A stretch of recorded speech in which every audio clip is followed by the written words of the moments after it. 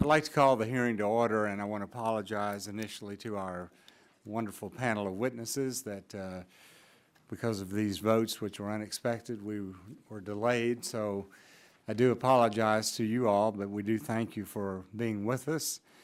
And today we're having a continued hearing on our discussion draft on accountability in the Department of Energy. And today we're going to be focused on perspectives on Title IV, the energy efficiency provisions. And I'd like to recognize myself for 5 minutes for an opening statement. We began with our draft provisions on accountability, especially as it relates to the nation's electricity system. The 2005 Energy Bill expanded FERC enforcement authority over electricity markets, and we've now had 10 years of experience with the implementation of those provisions. Many have raised concerns about the action of FERC's Office of Enforcement, particularly regarding fairness, consistency, transparency, and due process. Some have even questioned whether FERC enforcement actions are counterproductive and actually impede the proper functioning of electricity markets. The discussion draft would establish, as many of you know, an Office of Compliance Assistance at FERC to address these concerns. In addition, FERC Order 2000 advanced the formation of RTOs and independent system operators. That's now 15 years old. And this provision sought to promote efficiency in wholesale electricity markets and to ensure that electricity consumers pay the lowest possible rate for reliable service. However, much has changed since this order first came out, and many market participants are calling for reforms ranging from price formation to governance and transparency, as well as generation performance assurance. FERC has yet to develop effective reforms to ensure fair, transparent, and well-functioning competitive markets. They've done a good job at that, or at least trying to. This discussion draft seeks to fill the void with several proposed criteria intended to improve the wholesale electricity markets. Finally, PURPA was enacted to promote electric conservation, efficiency, and equitable pricing of wholesale electric energy. Like so many other 1970s era energy policies still in place, many of PURPA's provisions are also a little bit out of date. In particular, Section 210 incentivized cogeneration and small power production by conferring certain advantages on qualifying facilities, but increasingly competitive wholesale electricity markets have made it inefficient and uneconomic for electric utilities to comply. Reforms to this section were made in the 2005 Energy Bill, but several market participants and public utility commissioners have raised concerns that Section 210 still has adverse effects. The discussion draft will include measures to address those shortcomings as well. With regard to energy efficiency, we held a hearing in April on non-governmental perspectives, so today we're focusing on the Department of Energy's point of view. Now, I might say that manufacturers have worked closely with the Department of Energy in trying to obtain additional efficiency in a lot of appliances and a lot of other products. But that hearing in April really pointed out that price increases because of these efficiency mandates and very small efficiency accomplishments or advantages was really hurting the consumer. And the manufacturers were really expressing great concern about that. So obviously we all want more efficiency, but we don't want the consumers to be hurt unjustly for very minute and small efficiency advantages. So that's something that we look forward to talking to you all about, as well as further considering. So I look forward to your testimony and the opportunity to ask questions. And at this time, I'd like to recognize the gentleman from New Jersey, Mr. Plone, for a 5-minute opening statement. Thank you, Chairman Whitfield. yeah, I understand that this hearing is the last of its kind on the majority's architecture of abundance discussion draft legislation. And as we begin wrapping up these legislative hearings, I want to commend you and Chairman Upton. Regardless of whether I agree or disagree with all the policies put forth, the chairman and majority staff deserve credit for putting forward these many proposals and for working with us to put together these legislative hearings. We continue to want to work with you to try to construct energy legislation that can garner support from a majority of each of our caucuses. While I believe it's possible to get there, it's important to note that we have a long way to go. I've already voiced my opposition to the efficiency draft because I believe that in its current form it would actually result in a net increase in energy consumption. But I'm glad we finally get to hear DOE's views on the language today. The accountability title that is the primary topic before both today's and tomorrow's panels includes proposals that range from the relatively innocuous to the absolutely disastrous. And particularly, I'm strongly opposed to the section regarding FERC investigations, which to me defies all logic by casting market manipulation, big banks, and hedge funds as victims while handcuffing FERC investigators tasked with protecting energy ratepayers. The provision asks us to believe that J.P. Morgan Chase, which agreed to a $410 million settlement in 2013, is really a victim rather than the California ratepayers who were defrauded. It wants us to be concerned about just and reasonable treatment for FERC enforcement order subjects like Barclays Bank and the Powhatan Energy Fund, rather than preventing market manipulation to ensure just and reasonable rates for consumers of electricity, a regulated commodity. I don't understand the majority's rationale, but I do know that its enactment would undermine confidence in the fairness of energy markets and ultimately the ability of those markets to function at all.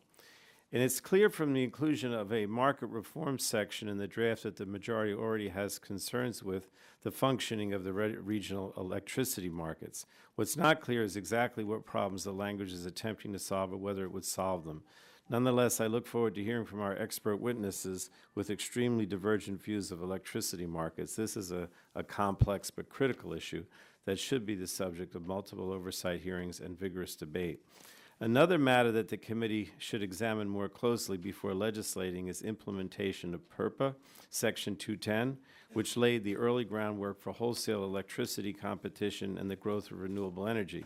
10 years ago, this committee in Congress significantly reformed the law to essentially say that if FERC found that fair and robust competition existed in a given region, then utilities within that region no longer had to sign mandatory power purchase agreements with qualifying facilities. And that reform seems to have worked.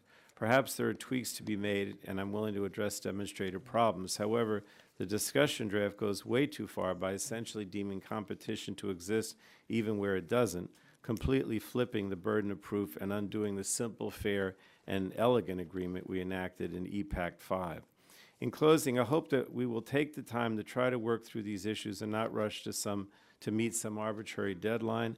While nothing is ever guaranteed, I think it's possible that working together we can move from the architectural phase to the construction of broadly bipartisan energy legislation that could be enacted before the end of this Congress. So thank you, Mr. Chairman. And would you like me to yield to you? Yes, Mr. Oh, I yield to the gentleman from California. Thank you. And I just want to say a few things about the accountability section.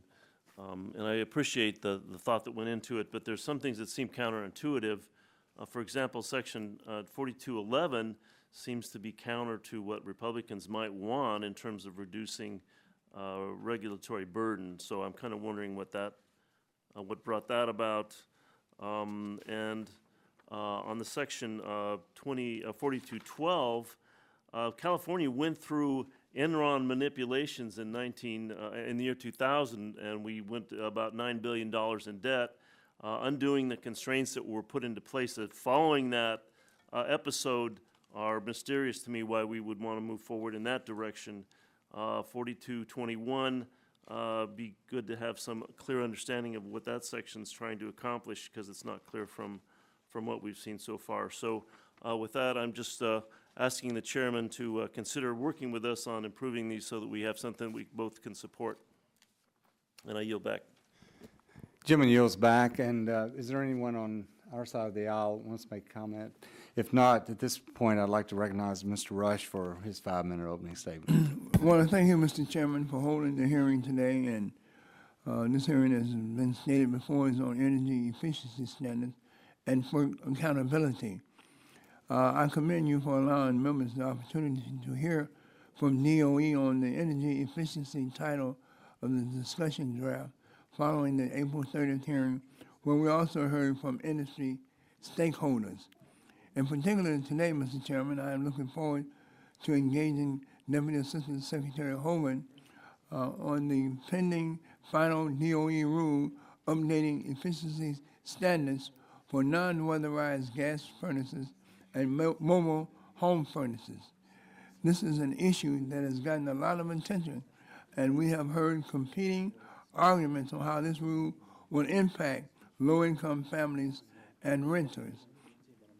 Mr. Chairman, I'm pleased in hearing from the agency itself on the rationale behind promoting this rule, as well as the impact it expects this rule to have on consumers and on the environment.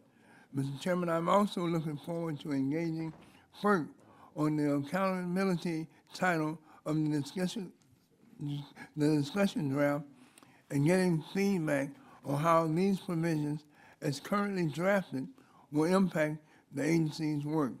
Specifically, I am interested in getting more insight from the agency regarding Section 4211, which would create a new office of compliance assistance with 10 full-time employees and a commission-appointed director, but does not include any additional funding. The responsibilities that this new office will be tasked with, including making recommendations regarding consumer protection, market integrity, and consistent compliance of rules and orders, seems comparable to the Office of Public Participation that was previously authorized under Section 319 of the Federal Power Act.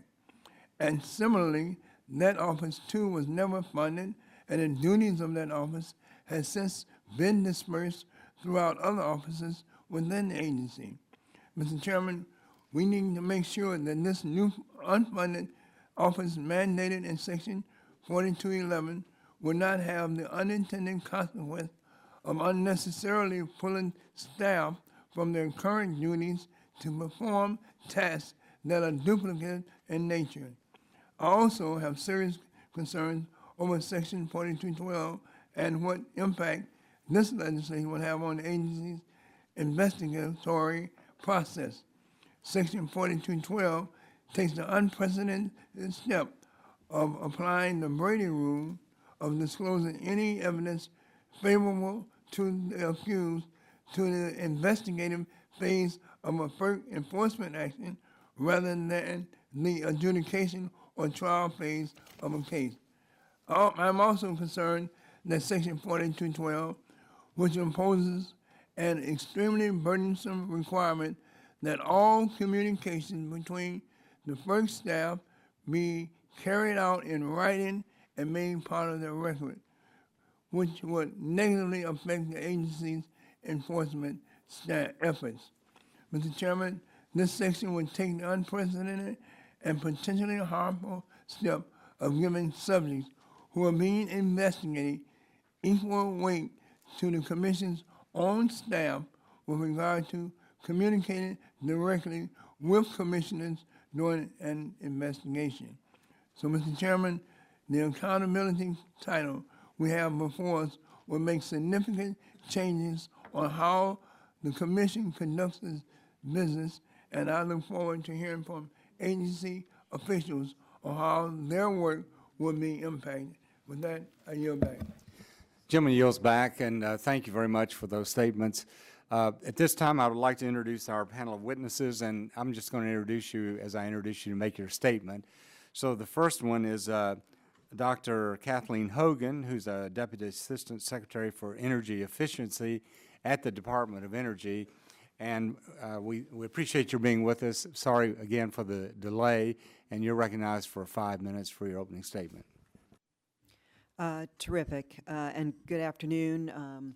Chairman Upton, Ranking Member Pallone, Chairman Whitfield, Ranking Member Rush, and members of the subcommittee. And thank you for the opportunity to testify today on behalf of the Department of Energy's Office of Energy Efficiency and Renewable Energy, also known as EERE. As a Deputy Assistant Secretary for Energy Efficiency at ERE, I oversee DOE's energy efficiency portfolio across buildings, advanced manufacturing, federal energy management, weatherization, and intergovernmental programs. These efforts develop and help provide businesses, consumers, government agencies with innovative, cost-effective energy-saving solutions to improve their energy efficiency, from high-efficiency products to new ways of designing homes and buildings to new ways of improving the energy intensity and competitiveness of American manufacturers.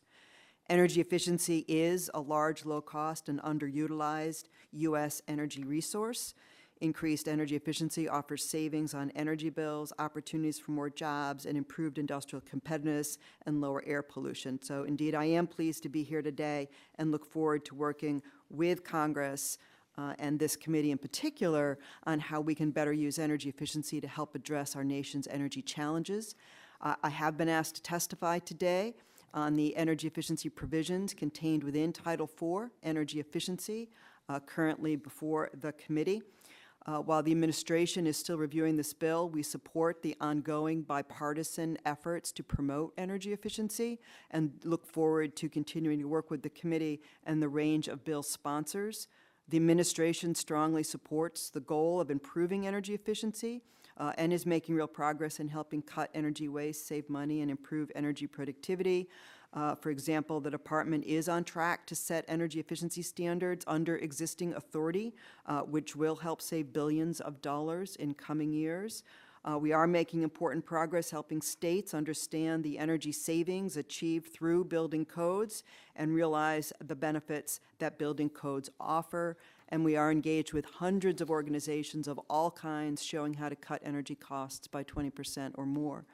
In addition, the recent release of the Executive Order 13693 will advance the energy efficiency and sustainability of the federal government, the nation's largest consumer of energy, and the federal government is halfway to meeting a $4 billion performance contracting goal by 2016. The department does have a number of concerns with the proposed language in Title IV that we believe undermines the department's efforts to help cut energy waste, including its ability to effectively set product efficiency standards and the ability to help keep model energy codes up to date and help states understand and benefit from building codes. However, I do want to reiterate my appreciation for ongoing bipartisan efforts to promote energy efficiency, including this year's passage of the Energy Efficiency Improvement Act, and look forward to continuing to work with the committee. Generally, the efficiency title addresses many important aspects of energy efficiency, including but not limited to federal use of energy savings performance contracts and utility energy savings contracts, energy efficiency for commercial and residential buildings, which, as we all know, consume more than 40% of the nation's total energy and more than 73% of its electrical energy, and represent opportunities for significant savings, as well as appliance energy efficiency standards, which do have the opportunity to provide an estimated $1.8 trillion in savings through 2030. So EERE's program offices are implementing strategies similar to the activities highlighted in the legislation before the committees today, and I am proud to report that with Congress's support, EERE is making headway in helping reducing U.S. reliance on oil, saving American families and businesses money, and reducing pollution. So again, I thank you for the opportunity to speak today, and we'll look forward to answering any questions. Thank you, Dr. Hogan. And our next witness is J. Arnold Quinn, who is the Director, Office of Energy Policy and Innovation at the Federal Energy Regulatory Commission. Thank you very much for joining us, and you're recognized for 5 minutes. Good afternoon, Chairman Whitfield, Ranking Member Rush, and members of the subcommittee. Thank you for the opportunity to appear before you today. My name is J. Arnold Quinn. I am the Director of the Office of Energy Policy and Innovation at the Federal Energy Regulatory Commission. I'm here today as a Commission staff witness, and my remarks do not necessarily represent the point of view of the Commission or any individual commissioner. My testimony will focus on those parts of the discussion draft that require reporting and planning to improve the wholesale electricity markets, Section 4221, and establish an Office of Compliance Assistance, Section 4211. The Commission is in the process of exploring many of the issues identified in the criteria articulated in Section 4211 of the discussion draft. Further Commission action on these or other criteria articulated in Section 4221 prior to the enactment of the Act may diminish the need for and the benefit of congressional direction for the RTOs and ISOs to address these issues. The process Section 4221 requires is somewhat similar to the process the Commission has used to develop new market rules as system needs evolve. Such a process allows each ISO and RTO and its stakeholders to describe whether and how current market rules address an identified concern or system need in a manner reflective of regional differences. If Congress directs the Commission to take action beyond what the Commission is currently pursuing, it would be useful to clarify that Section 4221 of the discussion draft would require a process that is consistent with the Commission's existing processes under Sections 205 and 206 of the Federal Power Act. Further, the Commission prefers to focus on services and performance quality that the electric power system needs and establish market rules that ensure the cost-effective provision of those services at the required level of performance. While the Commission recognizes the need to encourage an adequate supply of resources that provide operational characteristics that are responsive to system needs, some criteria in Section 4221 may impair the competitive actions of these markets to the ultimate detriment of consumers or may cause unnecessary conflicts between federal and state regulatory efforts. In light of the Commission's mission and existing practices, it appears that an Office of Compliance Assistance could create duplicative proceedings for consumers and regulatory entities. An Office of Compliance Assistance within the Commission that is meant to be independent of the rest of the Commission staff could undermine the current coordination amongst Commission program offices and impede the Commission's ability to fulfill its mission. Finally, although Commission staff currently endeavor to provide timely guidance in response to requests for compliance matters, the information gathering and analysis necessary to provide the compliance guidance makes doing so in a real time challenging in virtually all circumstances. The Commission is always looking for ways to improve efficiency, transparency, and competitiveness of the markets it regulates, but it's important to recognize the duplication of effort and the potential unintended consequences that could result from this proposed legislation. Thank you for inviting me to testify today on the discussion draft. I look forward to working with you in the future on these issues, and I'm happy to answer any questions you may have. Thanks very much, Mr. Quinn. And our next witness is Mr. Larry Parkinson, who is the Director, Office of Enforcement at the Federal Energy Regulatory Commission. Thanks for being with us, and you're recognized for 5 minutes. Thank you, Mr. Chairman and Ranking Member Rush and members of the subcommittee. My name is Larry Parkinson, Director of the Office of Enforcement at FERC. As with Mr. Quinn, I have to have the disclaimer that my comments don't necessarily reflect the views of individual commissioners or the Commission itself. I've submitted a longer statement for the record, but I want to take a couple of minutes just to give a little bit of an overview of the enforcement program. Congress 10 years ago in EPAC 2005, I think, gave FERC a very strong direction when it came to enforcement. Much of the provisions relating to enforcement stemmed from the abuses by Enron in particular. And I think the message was, we expect FERC to have a strong enforcement program. We expect you to ensure the integrity of the markets. We expect you to catch bad actors, particularly those who manipulate the markets. And we expect you to protect energy consumers. And Congress gave FERC very important enforcement tools, including significantly increased penalties. And FERC took that direction seriously. It quickly adopted a anti-manipulation rule. It built up its enforcement capabilities. Much of that credit is due to the current chairman, Norman Bay, who headed the Office of Enforcement previously. We now have a very strong, capable, multidisciplinary group of professionals who are in charge of our enforcement program and carry it out. And I would say that we've achieved notable results. We're still relatively new. It's only a 10-year-old program since we got the new authorities. But in those 10 years, we've returned almost $1 billion to consumers and ratepayers and to the U.S. Treasury from malfeasance by market actors. We are committed to fairness and professionalism, and we're committed to ensuring the confidence in the markets. It's important to point out that we have a bipartisan commission that owns and directs the enforcement program. The Office of Enforcement is not some standalone enforcement entity out there doing its thing without any oversight from the commission. And there has been over the last 10 years remarkable consensus amongst that commission. Virtually all of our enforcement matters, whether it's approving settlements that we've reached in the enforcement program or issuing orders to show cause or other orders, have been virtually all unanimous. So we've had a couple of instances where an individual commissioner has dissented on one piece or another, but virtually everything has been unanimous. I would point out, and we'll get to this probably in questions, but it is a little ironic that a couple of the provisions, at least in the draft, are designed in part to seal off the enforcement staff, or at least to erect barriers between the enforcement staff and the commission. And I think in that respect, they're particularly puzzling if one of the goals is to make sure that the enforcement program has proper oversight by the commission. I would point out that a couple of characters, a couple of individuals have caricatured our enforcement program as a bit of an outlier in the federal enforcement process.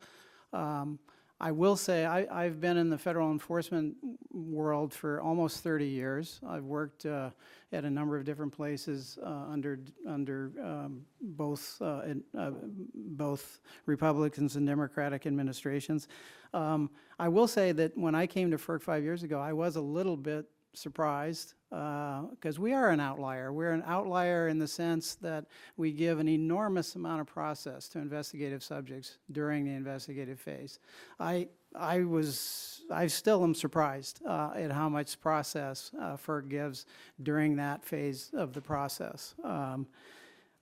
And I would point out that process produces delay, and too much delay can be detrimental not only to the investigative subjects but certainly to the public and market participants. One key to understanding the enforcement process is there are two phases, and it's not unique to FERC. It's the same in every federal enforcement process, and that is there's an investigative phase, which is the fact-finding stage, and there's an adjudicative phase. And there's been by some an attempt, not by this committee, but by some in the community to conflate those two components, and part of the language that we're looking at today tries to engraft trial type processes onto the investigative phase. And I think it's important to keep in mind those two processes are different. A federal investigation is a fact-finding process. It's not civil litigation. It's not ordinary civil litigation. And the attempt to engraft civil litigation process on a fact-finding process, I think, would be highly detrimental to that process. I've described in some detail in the testimony our concerns about the 4 specific provisions. I'll just mention them briefly. We do have a Brady policy that works. It was voluntarily introduced. On the transcript issue, witnesses do get access to their transcript, but in rare occasions, access is delayed to protect the integrity of an investigation. And the other 2 provisions restricting communications, which I think really would restrict communications, those provisions between the enforcement staff and the commission and other offices in the building would seriously impede not only the investigative process itself, but the commission's ability to manage its own enforcement process. So in closing, I would urge the subcommittee to, before it adopts provisions like the ones that are drafted, to look at other federal enforcement programs. I think some of these are unprecedented. They don't exist in other agencies. I think when Congress gave us new authorities in 2005, the intent was to give FERC enforcement the same sorts of tools and abilities that other federal enforcement agencies have. We've used those, I think, responsibly and professionally, but I think some of the amendments, if adopted, would undermine that authority. We welcome constructive critique of our enforcement program. I think we're known for that, and we analyze how we're doing our business on a regular basis, and we look forward to any suggestions from the committee. Thank you for the opportunity to participate, and I look forward to your questions. Well, Mr. Parkinson, thank you very much for that statement, and I'd recognize myself for 5 minutes questions. I think on both sides of the aisle, while we frequently have different philosophies, political philosophies, and differ on a lot of these issues, I think all of us agree that this regular order process of bringing legislation, forming legislation, coming up with the final product is the way to go. And when we have these hearings, and we've had a lot, we hear from the administration, and we ask questions, and that's how we try to narrow this focus down and try to come up with the best product that we can, recognizing that you're not going to necessarily agree with everything that we're doing, and we don't necessarily agree with what we're doing sometimes with each other, but we come out with a final product, and that's what our goal is today.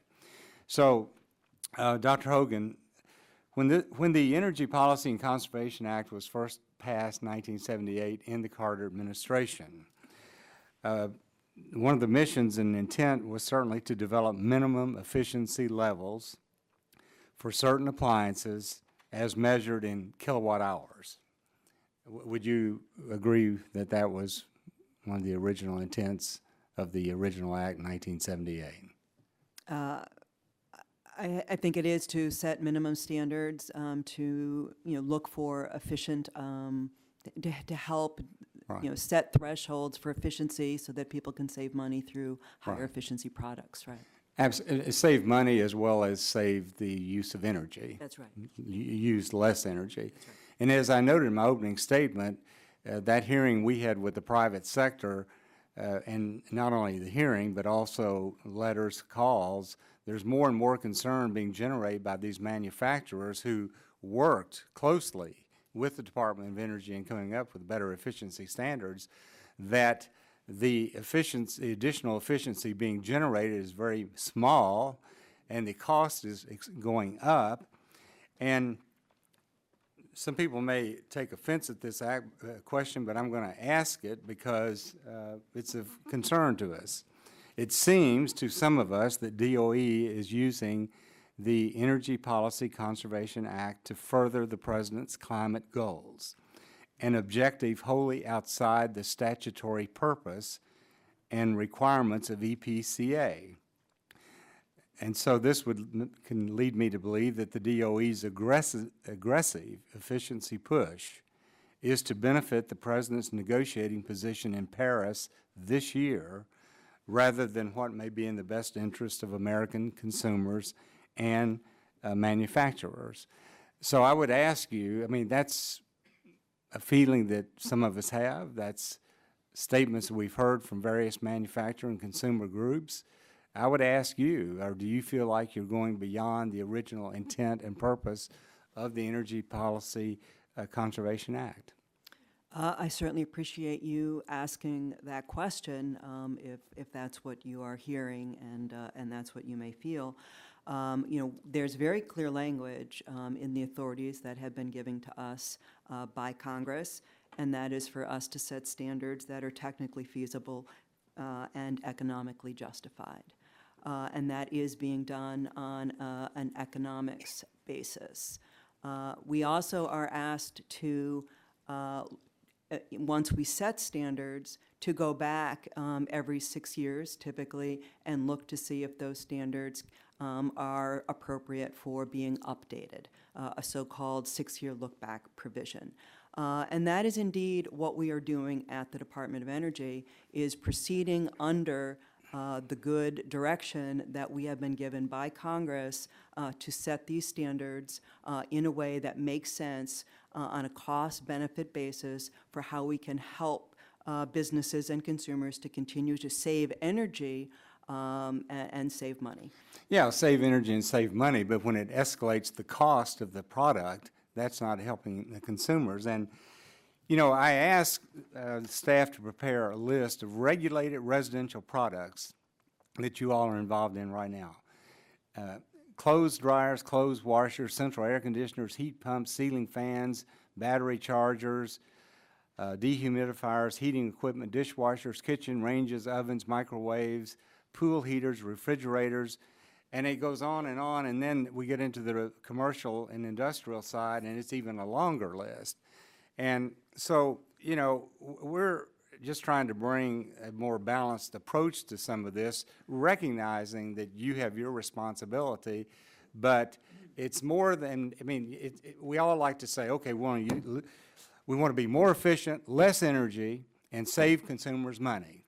But at the same time, if it costs them so much going in, and it makes the products not work as well, maybe short-lived, then I'm not sure that it's accomplishing the purpose that was intended. And so we're going to continue to discuss about this because we don't have a final product yet, but I just wanted to get that out there, and my time's now expired. So, Mr. Rush, I recognize you for 5 minutes. Thank you, Mr. Chairman. Deputy Assistant Secretary Hogan, one of the more contentious provisions included in the discussion draft is Section 4124, which would prohibit the department from promulgating final rule amending efficiency standards for non-weatherized gas furnaces and mobile home furnaces. And we've had several meetings in my office on both sides of this issue, and I want to hear directly from the department on this issue for the record.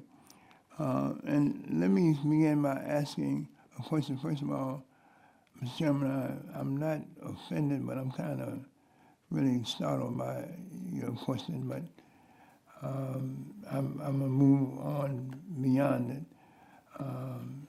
But I don't think that the President will stoop to the level that he will use a federal agency to buttress some kind of advantage in a conference that's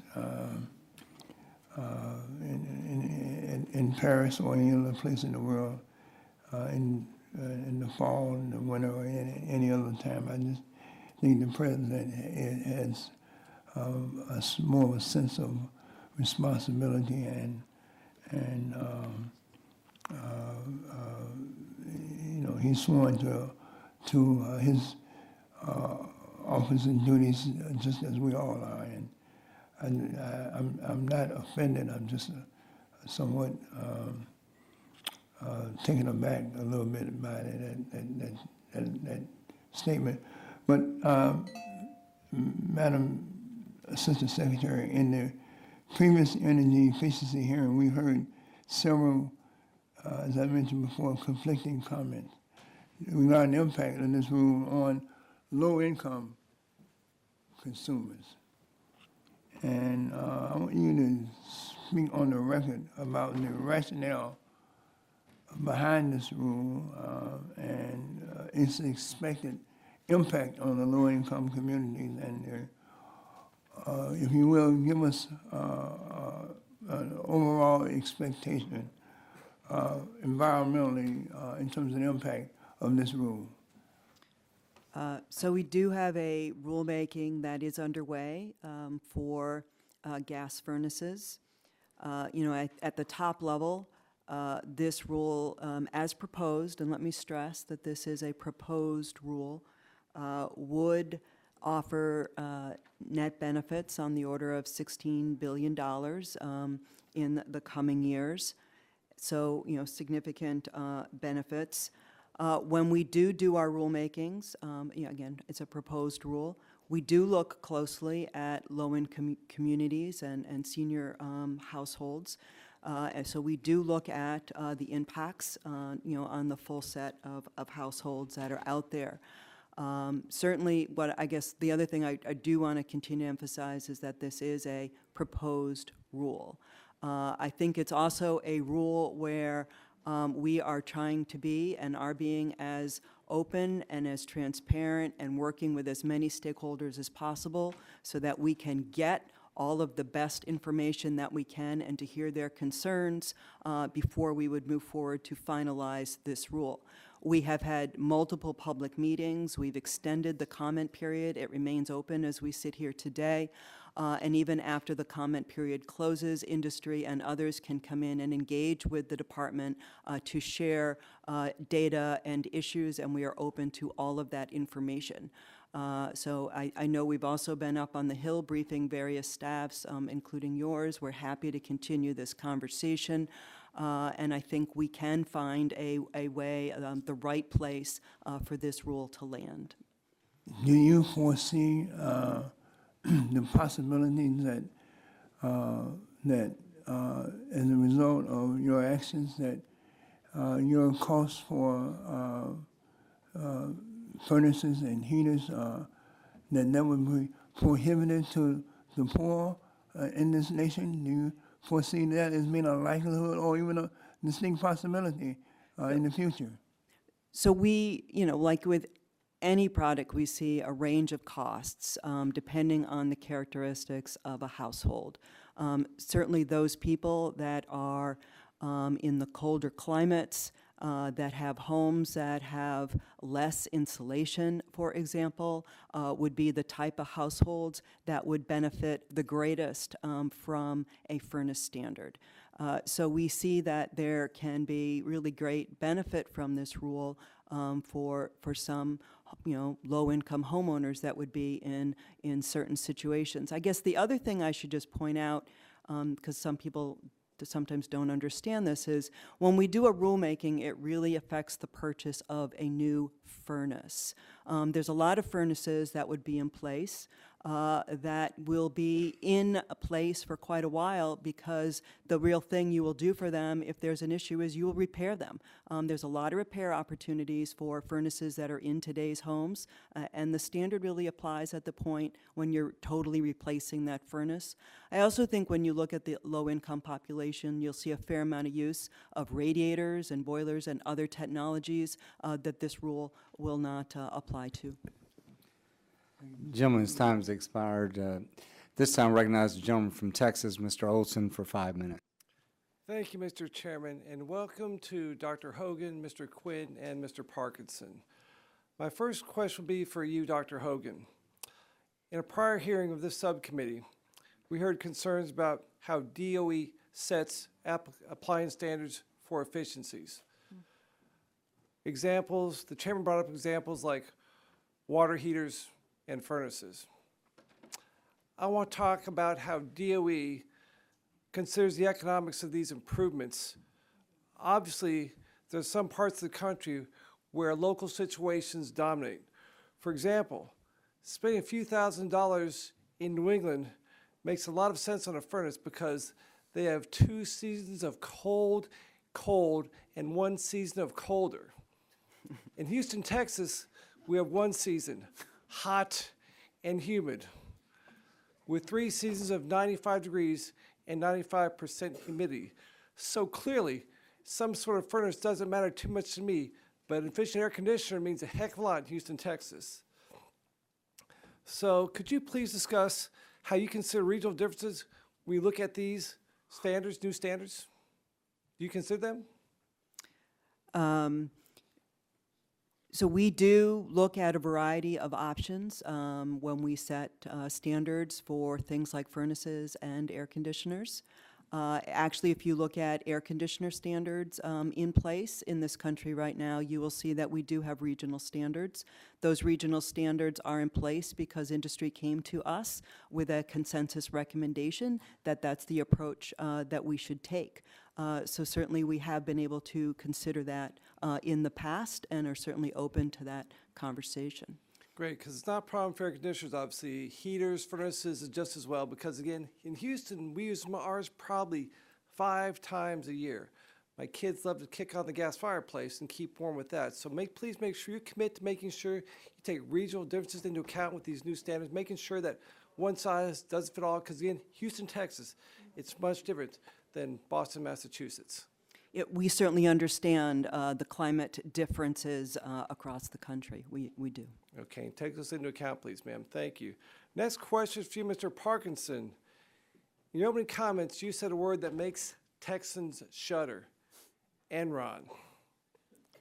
Houston still remembers the local and national crisis caused by Enron's collapse. There is no place for bad actors in an energy market. However, I know there are plenty of good actors out there working through a very complex system. I appreciate, therefore, in the discussion draft, the concept behind an Office of Compliance Assistance to help companies navigate through the FERC process. Can you tell me what resources are currently available today for companies to stay on the right side of the law? And do you believe that these resources are convenient and locally located inside FERC conveniently? What's out there, sir? I do think they're sufficient, and Mr. Quinn may want to weigh in as well. We do have multiple avenues for folks to come in and receive guidance from FERC. On the market side, in particular, there is an opportunity for actors in the markets to come in, and if they're wondering about whether a particular activity is lawful or not, they can request a no action letter. There's a process by which any market participant can seek a no action letter. Very few people do it in the enforcement world. And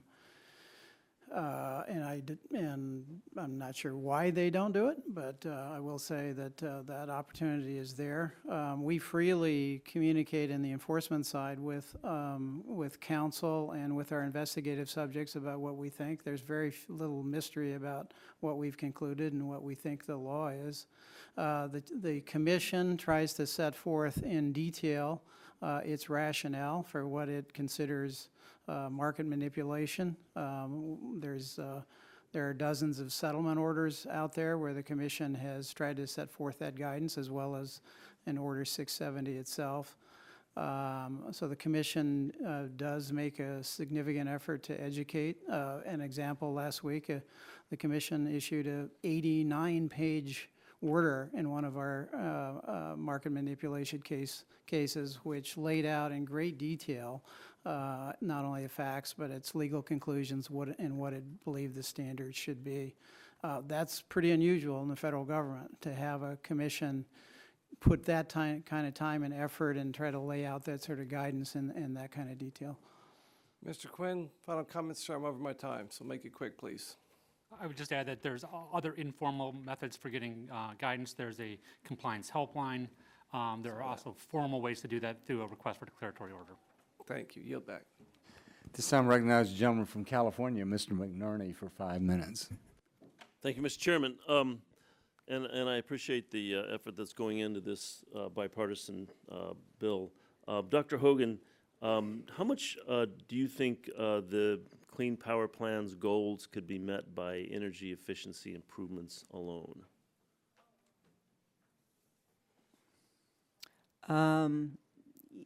You know, as you know, the administration supports sort of an all-above strategy, and clearly energy efficiency is part of that all-the-above approach. There is a substantial amount of energy efficiency that is available in all parts of the country, but I'm not sure I want to go too much farther than that, other than there is energy efficiency available as a low-cost resource in all parts of this country. And that wouldn't affect the grid's reliability. It should help the grid's reliability. Thank you. Mr. Quinn, on section 4211, how much regulatory burden do you think that section would add to energy producers in this country? I think our primary concern is simply that most of what Section 4211 requires is already being done by Commission staff, with the secondary concern that to the extent that you had a separate independent office doing that, there's the potential that the guidance presented and the recommendations for improvement would become inconsistent with other guidance from Commission staff. Okay. Mr. Parkinson, do you believe that this regulation would make the states more vulnerable to market manipulation like was experienced in California in the year 2000? With respect to the 4 amendments that are in the draft, yes. Thank you.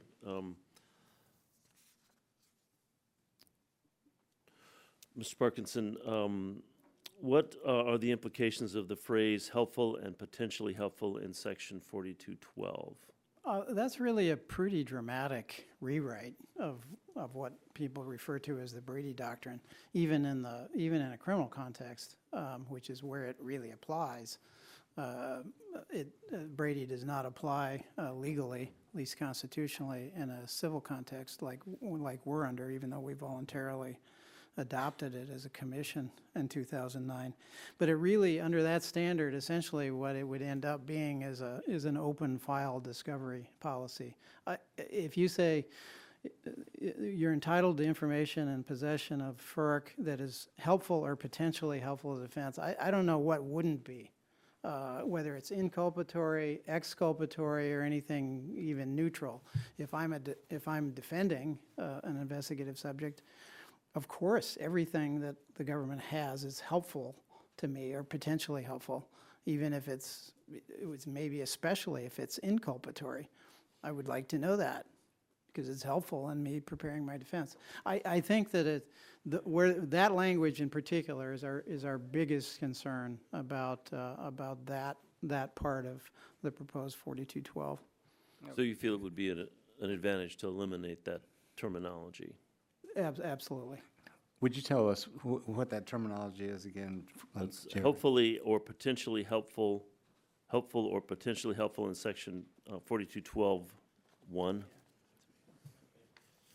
Okay. Next question. Okay. In section 4212(4), would that section compromise the attorney-client privilege or affect impartial fact-finding conducted by FERC? It certainly could. I mean, I don't think there's any question that would impede the ability of the enforcement staff to regularly communicate with the commission and with others in the agency.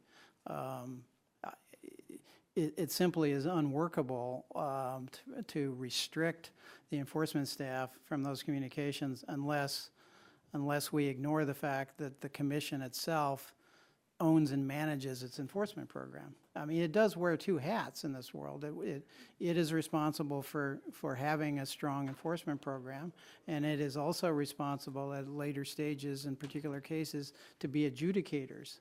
But much of the discussion around this has been focused only on the adjudication phase.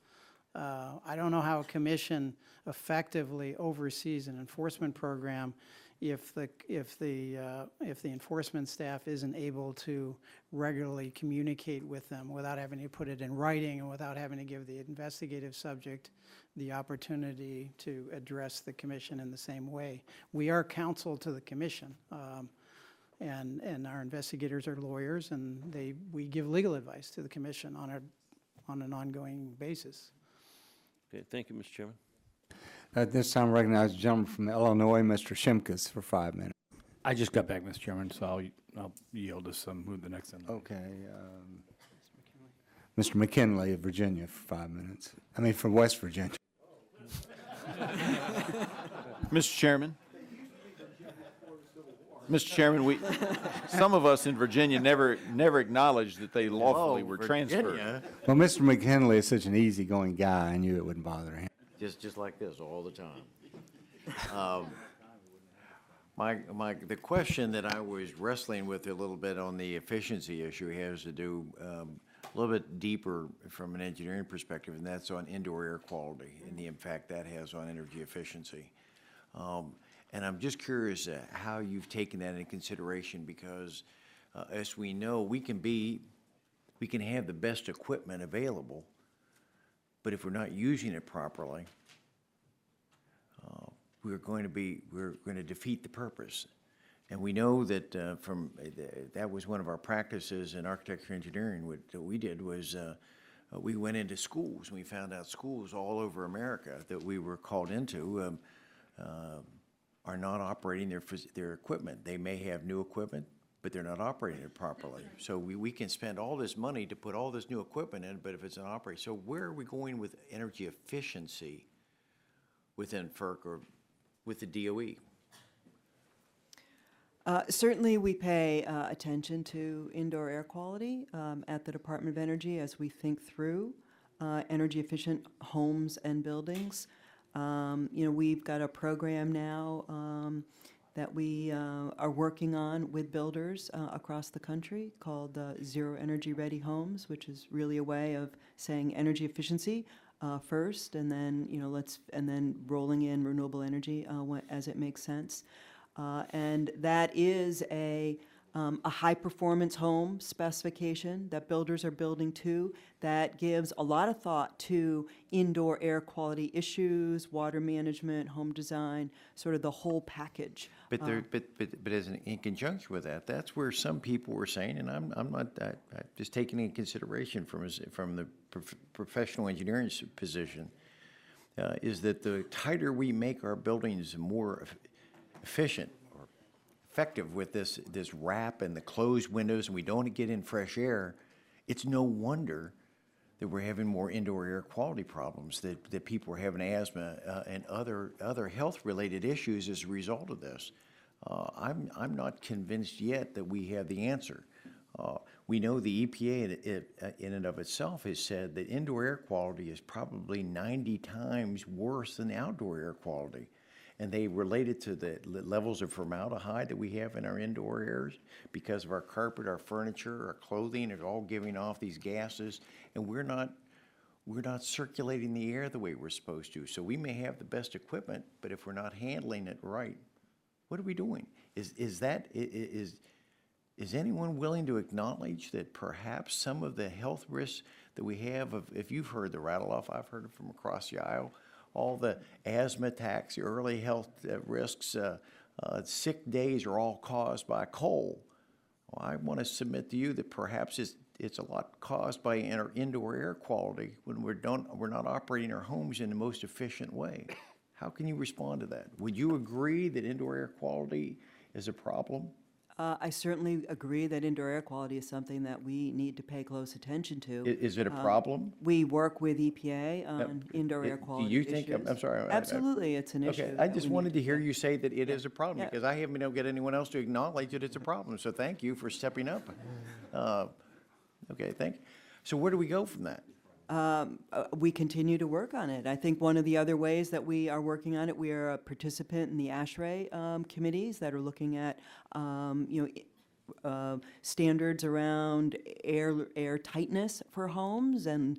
In school classrooms, we know that school systems, public buildings, federal buildings, they'll close dampers, they'll shut off so that they're not bringing fresh air into it, so that they don't have the air turnover. We know a classroom should have 2 to 4 classroom air turnovers per hour, and they're not getting a little Johnny sitting there sneezing next to Nancy, and they're dealing with the same air all day long, and then they wonder why does little Johnny get sick? That's right, and there's a lot of effort being put on ongoing, continuous commissioning of buildings so that you can keep the buildings and their equipment in sort of top-notch operating, performance. And that's another effort that the Department of Energy is continuing to work on for really buildings of all types. Well, I'm just saying that I know the time frame, we're running out of time, but I just hope as we develop this final draft and as we work down through it, is that we take into consideration indoor air quality, and thank you for acknowledging that it is a problem, and see how we can work that into it, because having the best equipment doesn't always solve the problem. And having the most efficient doesn't solve the problem if people aren't operating their building properly. Thank you. I yield back my time. Chair now recognizes the gentleman from New York, Mr. Tonko, for 5 minutes. Thank you, Mr. Chair. Dr. Hogan, Section 4115 of the Energy Efficiency Discussion Draft repeals a provision of the Energy Conservation and Production Act that sets out an aggressive set of energy efficiency goals for federal buildings. I don't support repealing this provision, and I believe the federal government should be a leader in demonstrating what can be achieved with new technologies and building design. The administration has a number of executive orders that address energy efficiency goals for the federal government. Would you please talk a bit about these and what the administration believes are achievable efforts for federal buildings?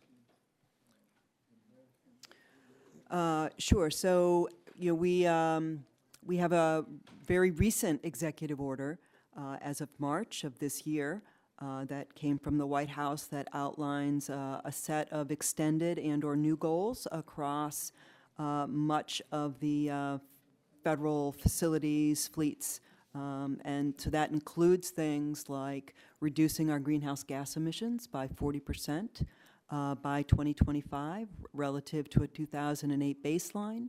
It includes continuing to improve the efficiency of our federal facilities by 2.5% per year through 2025, though that 2.5% per year does not just have to be energy efficiency. It can be through the use of on-site renewables. It also includes continued goals for saving water, as an example, and continued growth in the amount of our electricity use that we would get from renewable energy sources, growing to about 30% by 2025 relative to where we are right now, which is a little under 10%. So these are what we believe to be aggressive but achievable goals, and if you actually cost it out from the savings that we think we can deliver to the taxpayer as we would meet these goals, we estimate about $18 billion in savings from working to achieve these goals. Thank you.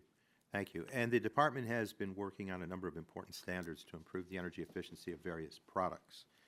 The effort to develop a standard for residential non-weatherized gas furnaces is one of those. I've seen the projected savings for consumers for this rule, and it's very impressive. Since these furnaces are in place for about 20 years, it is important to have an aggressive standard. This discussion draft sets this rulemaking back, I believe, by a considerable period, further delaying progress on efficiency. I'm also not convinced this study will do anything to resolve the potential problems the rule's critics have noted, primarily that some low-income homeowners might not be able to afford the installation of these furnaces, or that all homes and buildings cannot accommodate these furnaces. I believe the experience has been that installation costs drop and new installation methods develop as familiarity with new products and their installation goes forward. In fact, this usually results in the cost estimates for these rules being high relative to actual experience.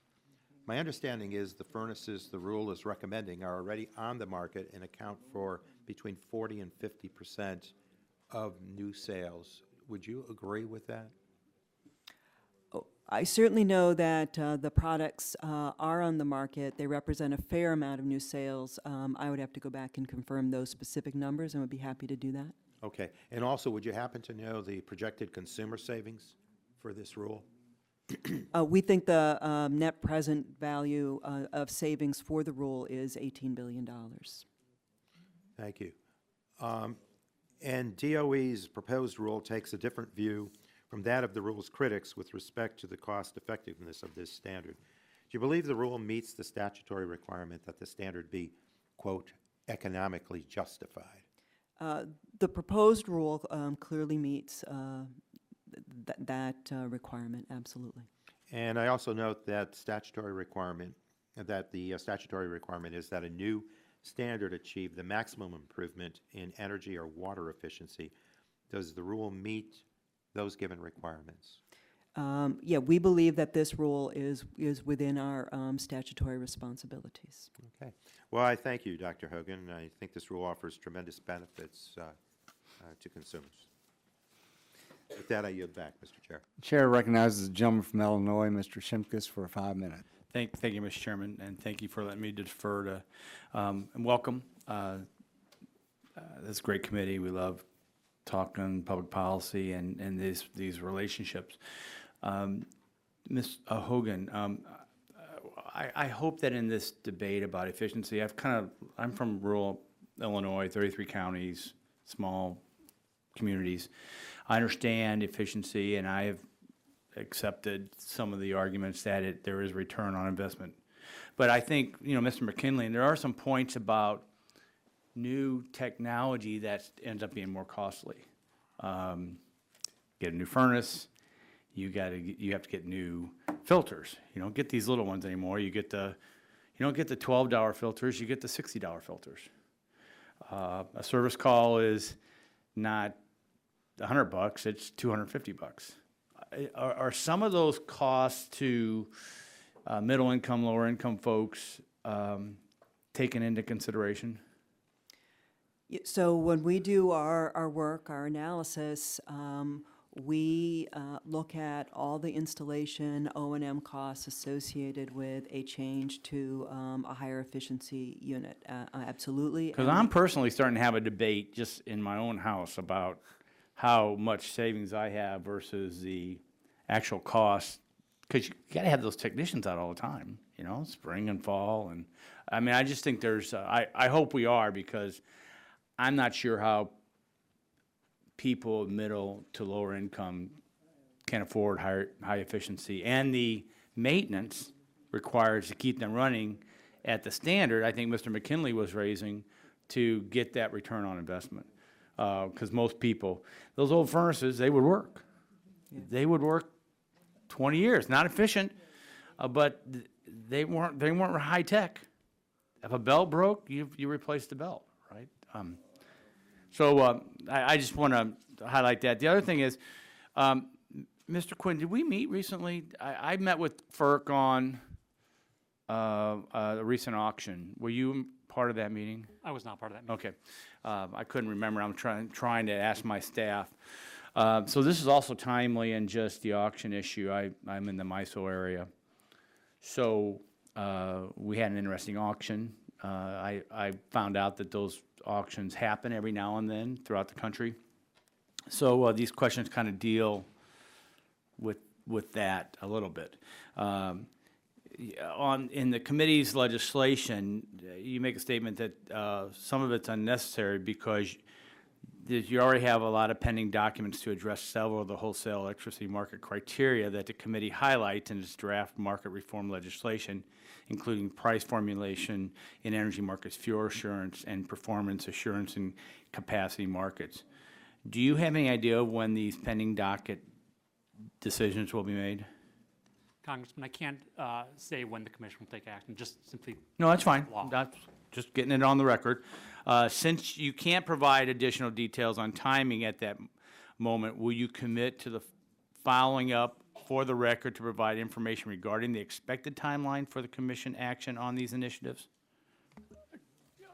Congressman, staff has limitations on, legal limitations on saying when the commission will take action, partly just by matter of law. Second, because it's a 5-member commission, you've got to get it. Yeah, so here's our problem. The dilemma is we believe in markets, we believe in competition, but sometimes they go awry, and we have a hard time understanding how that happens. I mean, in my briefing, I think the formula per laid out probably was right, but the answers were, when you have, in essence, a 300% increase, which I think it was in the MISO region, it doesn't, to the average person, there's a concern that something's not right with the form, something's not right with the process.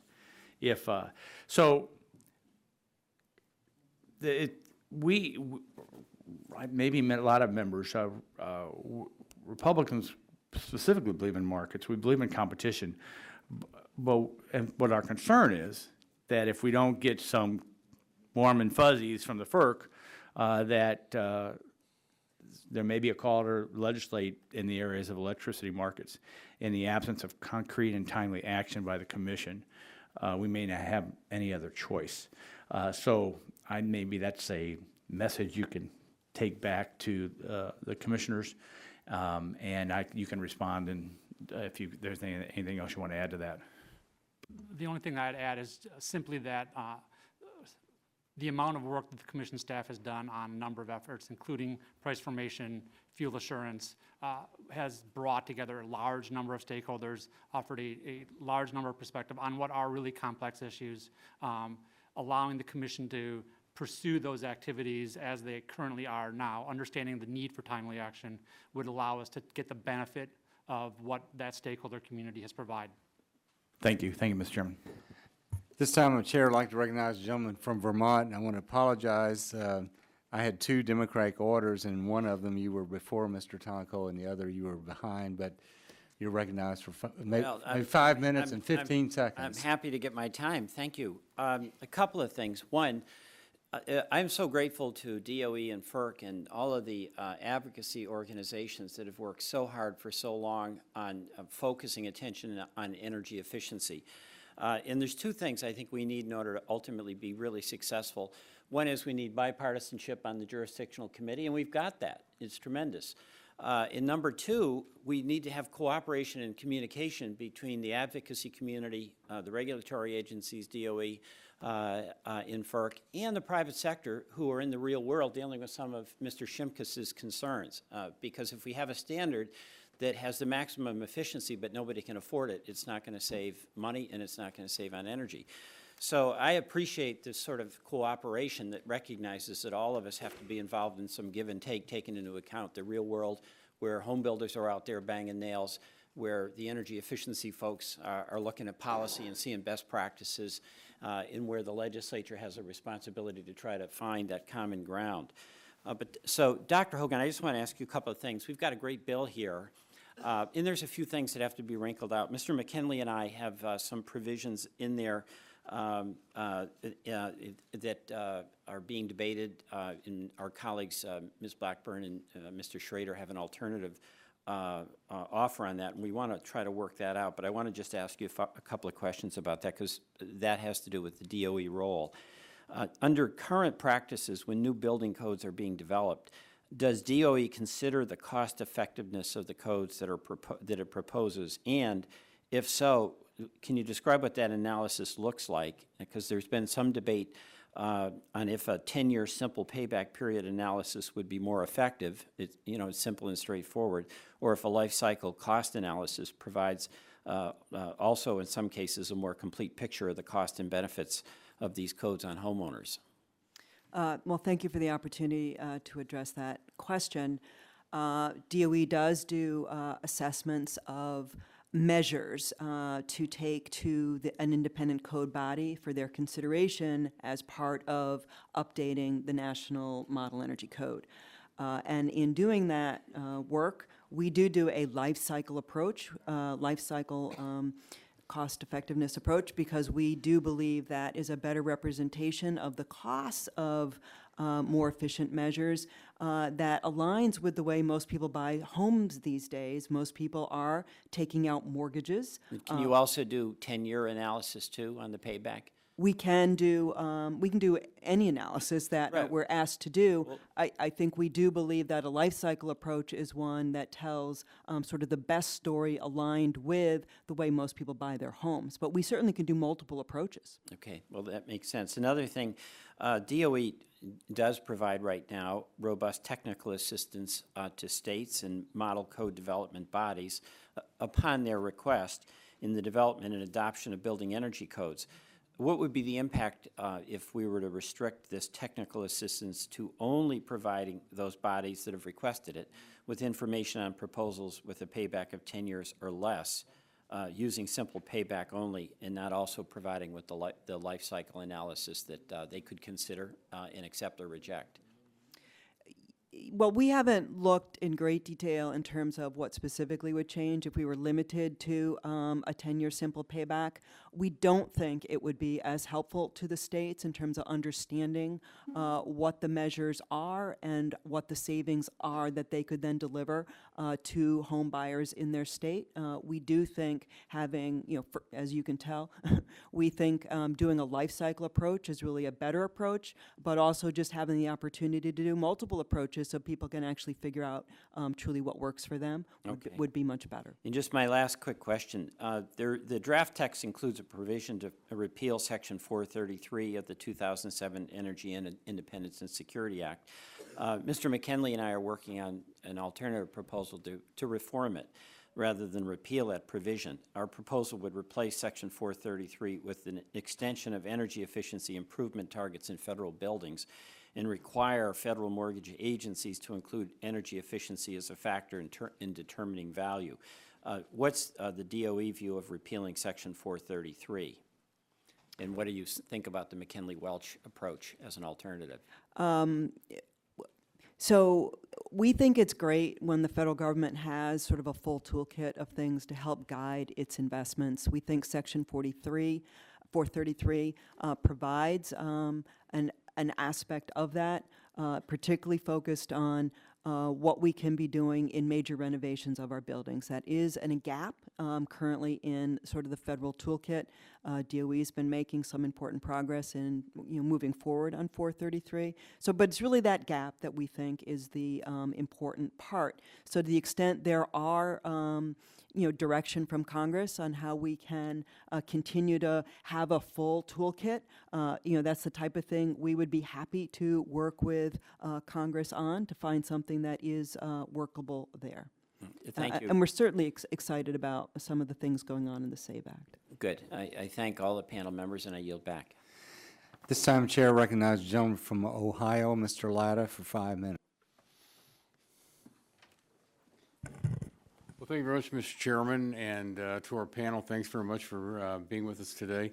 If I could, Dr. Hogan, Representative Welch, who was just speaking, and I have also introduced legislation that would ensure customers are protected when products are disqualified under the Energy Star program by requiring the EPA to make a determination as to whether consumer compensation is required.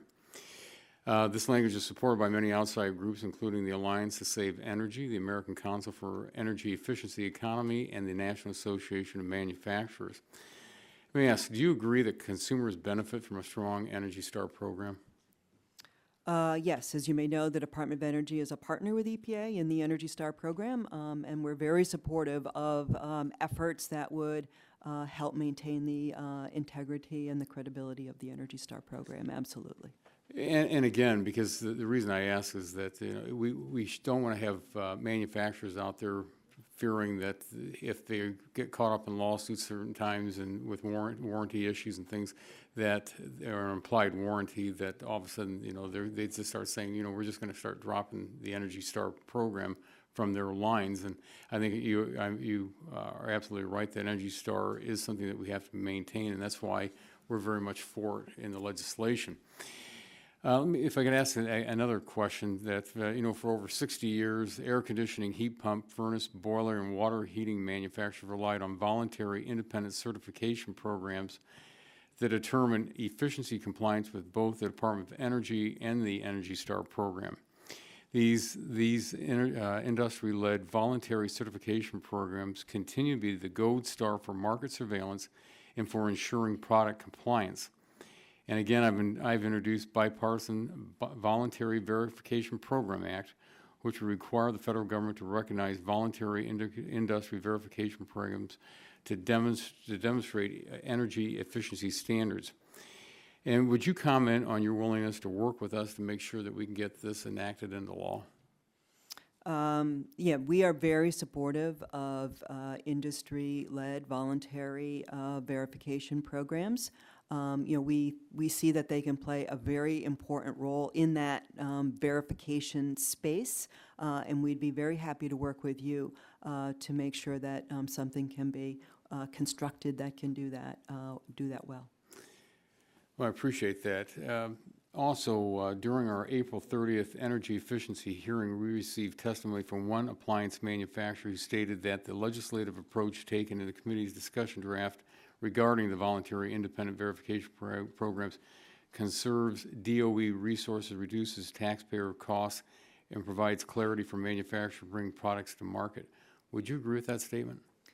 We would agree that a well-constructed, industry-led verification program can absolutely do those things. Okay, let me just follow up. When you say a well-constructed, how would you define well-constructed?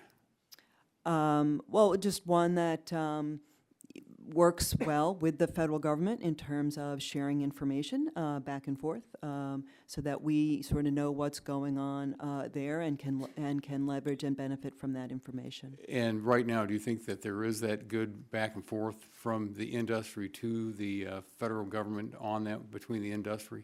So we have a model program that we do work with AHAM, and we have been in conversation with the heating and cooling and industry as well about how to structure such an effort through a fairly lengthy conversation. Okay, in that conversation that you're having, what's the feedback you're getting from the industry side? So we're talking with them. We're also talking with people on the Senate, really, who are also constructing similar legislation, and we think we're really close in getting to some good language. Good. Mr. Chairman, I yield back the balance of my time. Gentleman yields back. This time, the chair recognizes the gentlelady from Florida, Ms. Castor, for 5 minutes. Thank you, Mr. Chairman, and thank you to our panelists today. I have to say, like the ranking member, Chairman Whitfield's comments got my attention at the beginning of the hearing. I know he is a zealous advocate for his district, and Mr. Chairman, if you believe that we need to broaden the authorities of FERC and the Department of Energy to more directly address carbon pollution and to reduce carbon pollution and make it more explicit as part of their missions, I'd be willing to work with you on that, yes. But you mentioned at the outset the Energy Policy and Conservation Act, which is the bedrock, one of the bedrock comprehensive energy laws in America. And I do believe it was signed into law by President Ford and not President Carter. So the history of energy efficiency has always been bipartisan because the goals of that law were to increase production and supply, energy supply, to reduce demand. We've done a good job on those things. You look around America now, and we have robust energy supplies, and we're going to be a net exporter. We've done this while being able to reduce demand. And Mr. Olson left, but I can talk about a hot and humid climate as well, and we rely on air conditioning, and we need to make sure that we have both. We have a robust supply, but that it is cost efficient for all of our neighbors. The law also said, America, you have the tools to address an energy crisis.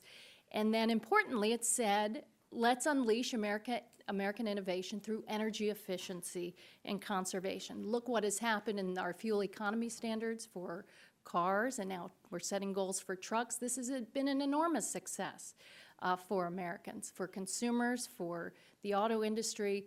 It's put a lot of money back into the pockets of my neighbors at an important time. Also, the businesses that have been created across our great nation in conservation and lighting, building on a lot of the bipartisan efforts here with Mr. Welch, Mr. McKinley, Mr. Kinzinger. I've been focused on benchmarking buildings across the country so that we can measure this and hold folks accountable. While climate change and carbon pollution may not be the overriding goal of our energy efficiency agency, it does dovetail nicely with their mission while lowering cost for consumers, addressing the impacts of climate. I know there's been discussion about cost, and do these energy efficient appliances, are they really cost efficient? And I think when you look at the decades gone by, the overwhelming answer is yes. This has been incredible to create jobs, lower energy bills for so many of our neighbors. And now it's even more important now that we understand the impacts of the changing climate. And when you talk about costs, if we do not do some things to become more efficient and reduce carbon pollution, the costs are going to be enormous. They're going to be astronomical. Already, increases in property insurance, flood insurance. We're having to make investments in water supply due to drought and sea level rise. We're anticipating more intense lightning storms. Tampa is known as the lightning capital of the world. I'm not just talking about the Stanley Cup finals that begin tonight. But think about that. If electrical storms begin and they're more intense, the risk that we put our businesses and neighbors at. So I think part of the problem, Mr. Chairman, is the old traditional electric utility model on selling as much energy as we possibly can simply doesn't fit the modern challenges we have today. We've got to build in additional incentives to become more efficient. And based upon the evidence of the past that it helps create jobs, it helps lower costs for our neighbors, we can do this. So I don't have any questions today. Thank you for letting me go on that, Mr. Chairman. You inspired me to make some comments, and I look forward to working with you on this draft. Well, I'm glad I got you excited there, Ms. Casper. But this time I'd like, are you next? Inspired, maybe I should say inspired. This hadn't really been a good afternoon for me, truthfully. This time I'd like to recognize the gentleman from Virginia, Mr. Griffith. Well, I got inspired too. I've got to tell you, Mr. Parkinson, I'm really curious. What is the worst case scenario offense that you all would investigate? Worst case offense, manipulating the energy markets. Okay. And I was a little surprised in regard to the Brady information, and you said what would be helpful? Inculpatory information could be helpful. Yeah, it is helpful. If you're trying to defend somebody who is being accused of doing something improper, having all the information is helpful. And you said, well, this would be just like an open file policy. Well, I always found in my years of lawyering that the really good prosecutors, and I don't know how y'all did it wherever you were, but the really good prosecutors, unless it was a serial murderer, child sex offender, something really heinous, they gave you the open file because it helped you reach a settlement. And so I don't understand the resistance. I'm having a real hard time sitting here listening to you talk about how there's some kind of, this is our problem. Giving people information so that you can reach a settlement is a problem. That's not a problem. That's the way you want to get a lot of these cases resolved. It would make you all more efficient. You could get onto bigger problems. It's the people that you're not talking to. And then you seem to have a problem with giving a witness their own statement. How in the world is that not just regular course of order? I mean, maybe it's just a southern thing or a small town thing, but I think if I make a statement to you, I ought to have a copy of my statement. Now, if you want a court order that says I can't talk to anybody else, that's fine, but I'm going to remember most of my statement to the ability that if I'm going to go out and try to collaborate or get our stories straight, I'm going to do that without a written transcript of my statement. But if I want to be able to show my lawyer what's going on or maybe get advice from a second lawyer, that seems to me to be reasonable. Can you answer any of these questions for me? And I got more. Yeah, sure. I'd love to, Congressman. Let me start with the first one about this is not a hide the ball kind of process. Because that's what you made it sound like. If I made it sound that way, then I misspoke or was misinterpreted. We're talking about a pretty narrow issue about Brady, which is what the amendment does. We have a process at FERC, in FERC enforcement, where we lay out in extraordinary detail for the subjects of our investigations everything we've concluded, everything both factually and legally. We lay it out often in preliminary findings letters that go on for dozens and dozens of pages. Unlike any other federal agency that I'm aware of. We have regular communications with counsel throughout the investigation. And near the end stages of the investigation, we lay out our preliminary findings. They have an opportunity to submit with no limitation on length, whatever they want to submit.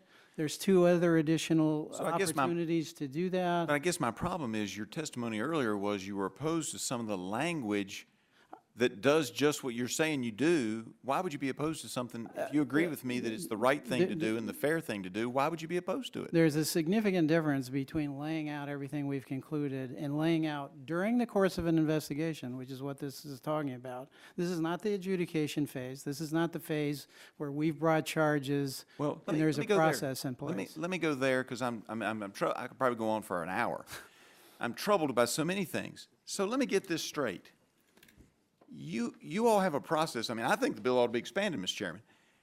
You all have a process by which the commissioners are involved in the investigation, because you then establish an attorney-client relationship with the commissioners, and then those same commissioners are judging the case. Now, let me give you an analogy that I think is fairly close. You got a building official who's investigating somebody who may not have followed the building code in building a building.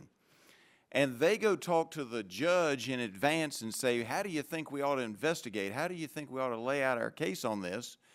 And then you expect that the defendant or the person who is accused, whatever terminology you use, thinks they're getting a fair hearing when they walk in front of the judge who has an attorney-client relationship with the person who is prosecuting them. How does that work? Well, how's that fair? How's that due process? And I'm running out of time, but you said a couple times that, you know, some of these things could be burdensome. Yeah, due process is burdensome. Liberty is hard to hold on to, and having the government not take your property, your money, without a fair hearing is burdensome. But it is the American way. And so next time you start talking about how these requirements might be burdensome, you might want to think about, in the real world, people hearing that think that you've got some kind of cloak and dagger operation going on that is not a due process or fair system. And I'm out of time, so I yield back. Gentlemen, yield to me a few seconds. Sure. I want to yield. Do you want to respond to that, Mr. Parker? Sure. It would take a while. I mean, we recognize that there are burdens. I'm not complaining about burdens. We believe deeply in due process. I think the example, there's nothing unique. I think one thing that's really critical to understand is there's nothing unique about FERC in the notion that the commission, in particular, and the commission wears two hats. You can't, unless you're going to separate the commission, which again is a bipartisan commission, there's 5 members, unless you're going to say the commission has no role in enforcing, in administering its own enforcement program, you can't isolate the commission from the investigative and enforcement process. You can't. I guess you could legislate that, but it would be different than every other commission process in the federal government. Well, you know, Mr. Parks, and I think just one other point, if I might. Yeah, and I think what would also be helpful on 4212, which is is what we're discussing, that we have an opportunity to sit down with you and some others and Mr. Griffith and just go in this more detail. I'd be delighted to do that. I just wanted to make one more point, if I could, Mr. Chairman, and that is ultimately everything the commission does is reviewable by the federal courts. If there's a trial within FERC, that can be appealed to the D.C. Circuit or a court of appeals. If the commission issues an order assessing a penalty, as it did last week in one of our manipulation cases, we go straight to district court, and then we're in a federal court process, and the ultimate say belongs in the federal court. So it's not an adjudication that is unreviewable. Well, like I said, we look forward to having further discussions with you about it, because 4212 was the subject of this, and there's some language in here that seems pretty judicial, normal process to us, due process, and so we'll discuss that more with you and others. This time I'd like to recognize the gentleman from Texas, Mr. Green, for 5 minutes. Thank you, Mr. Chairman. Secretary Hogan, in 2007, Congress passed the Energy Independence and Security Act. EISA 2007 was the last energy package this body has passed. In that legislation, there was a provision under, and it's already been mentioned, Section 433, that required the reduction of fossil fuel-based energy consumption. Section 433 required federal buildings to eliminate 100% of fossil fuel consumption by 2030. In October of 2010, the Department of Energy issued a notice of proposed rulemaking to begin the rule promulgation process. What is the current status of that rulemaking? The most recent action on that rulemaking that is public is that we put out a supplemental notice of proposed rulemaking in the fall and took comment on that. And in that supplemental notice, what we proposed was any number of ways to provide the federal agencies with increased flexibility in terms of, in how to meet the requirements of Section 433. Okay. There had been considerable debate regarding the length of time that DOE took to begin the rulemaking. What issues has DOE faced while attempting to draft this rule?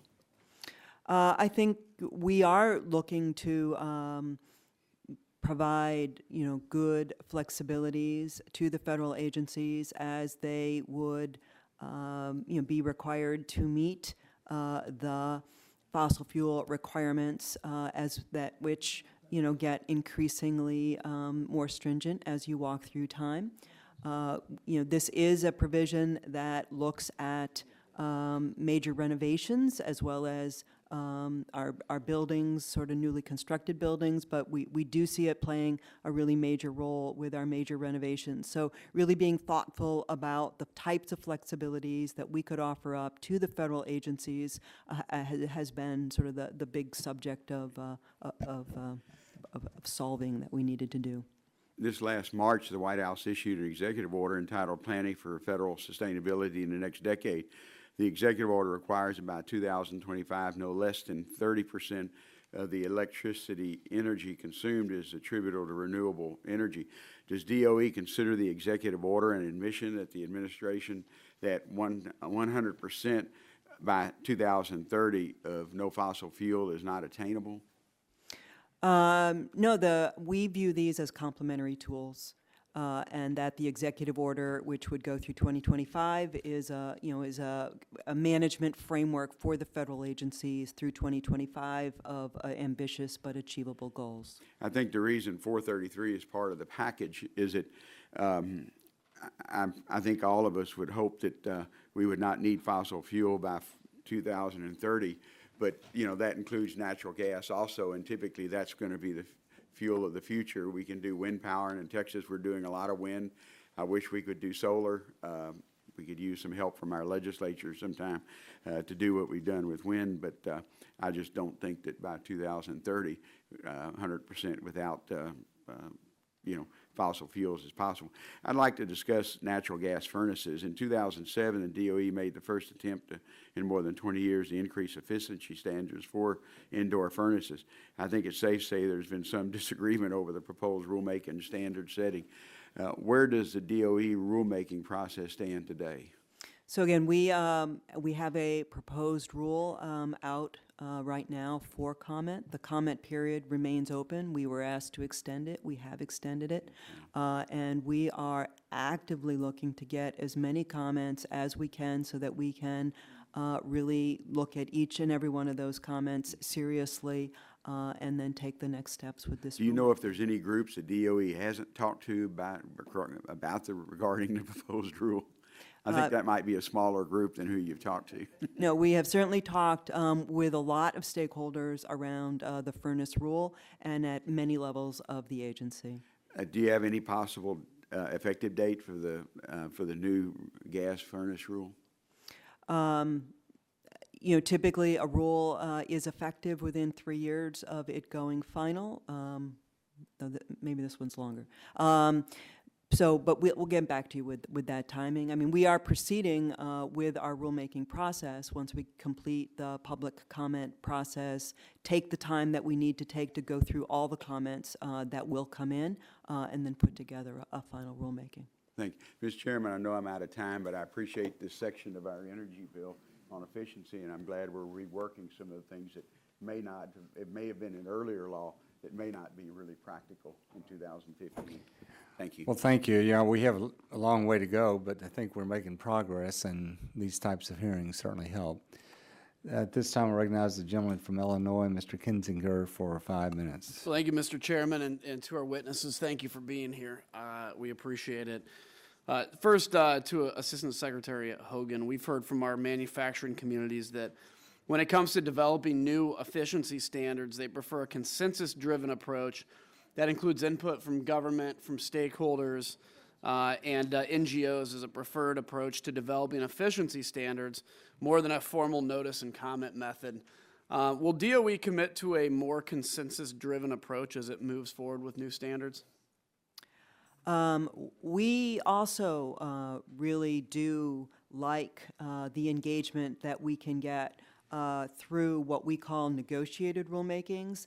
This is something that the agency has taken on in the last several years, where we've stood up a Federal Advisory Committee, a FACA, and then through that we can participate in a negotiated rulemaking process. That's a little bit different than a consensus, some of the consensus agreements that have been brought to us in the past, where DOE isn't actually a party to the conversation, but the stakeholders get together, come to consensus, and then bring it to us. Certainly this is one where we can be at the table bringing all of our analytical abilities to the table and having very robust conversations around what can really work for everybody. We are quite excited that over the last several years we've been able to participate in 9 rulemakings through such a process, and 4 of them have been brought to completion, and we really are committed to using this tool wherever it makes sense. You know, obviously I think the more we can strive to consensus. So several of DOE's recent final standards have been challenged in the courts by manufacturers. Does this suggest a flaw in the current rule development process? We certainly are being challenged in the courts. We do not think that suggests a flaw in the current rulemaking process. We do, again, to your earlier question, we do believe that a negotiated rulemaking process does help in getting a lot of information on the table, but I also think that the traditional process really can work, because we're also working hard to run the traditional process in as open and as transparent a way as possible, putting really good information on the table, holding public meetings, walking people through our analysis, assumptions, Okay. and all. So. All right, well, let me, I've been lucky enough to work with Congressman Welch to have some sections included in the discussion draft in relation to ESPCs and in order to clarify their authority. And the committee's been very supportive of these efforts so far, which I appreciate. In relation to the current use of ESPCs and UESCs, do you have any idea what percentage of the federal energy intensity reduction goals is a result of their use? So the federal government has a long history of improving federal energy intensity, and let me just say that performance contracting has played a really important role. Currently we've got a $4 billion challenge for investment that the federal agencies are working toward. We've got $2 billion of that $4 billion in place, and we'll continue for that next $2 billion. And as you can imagine, that's an important amount of money to be bringing into the federal government through third-party financing and not having to look to appropriations. Okay, and we've been told that the administration is currently trying to use a ESPC for data center consolidation. Could you update us on the status of that?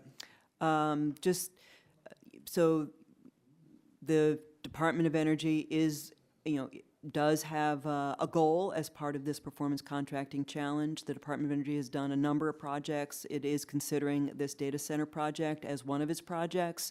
And I don't know sort of the latest, but okay. We should have some information on that soon. Okay, and then Mr. Quinn, just very briefly, wind power and other renewable resources get a very generous federal credit of about $23 per megawatt hour.